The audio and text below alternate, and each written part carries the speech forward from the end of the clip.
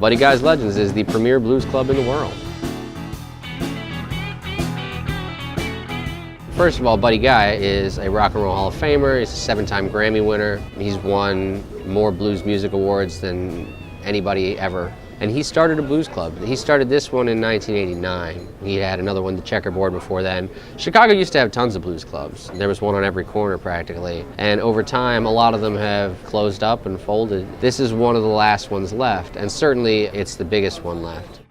A lot of people are surprised because for somebody who's, world famous, they can walk in the door and they'll walk right past him because he'll just be sitting at the end of the bar having a drink, and people are kind of expecting him to have a big entourage, but he's just hanging out. One time at the old club where I was behind the bar and the band on stage gave a shout out and said, "Oh, we got Buddy Guy in the house," and this guy leans across and says, "Is he really here?" And he was sitting right next to him. He didn't even know. So yeah, he's just very down to earth, very direct. He speaks his mind. So he's sort of like a first wave of blues musicians.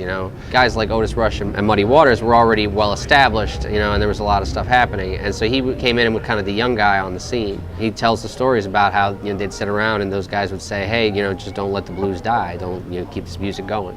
And so that's a major part of his motivation for keeping the club going, is just to keep a place for the music to be played.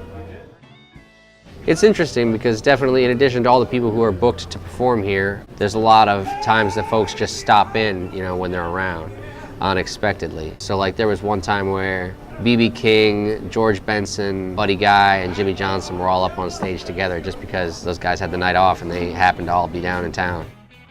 I said Buddy's mission is to keep the blues alive, and I think there's no question that this has helped immeasurably to do that, we're right downtown, and this is a place where the blues is kept alive, where people can come from all over and see what this is about. He's succeeding in his mission, he's bringing this music to new people, and he's keeping that stuff alive, and he's giving people a place to play. So, what more can you ask?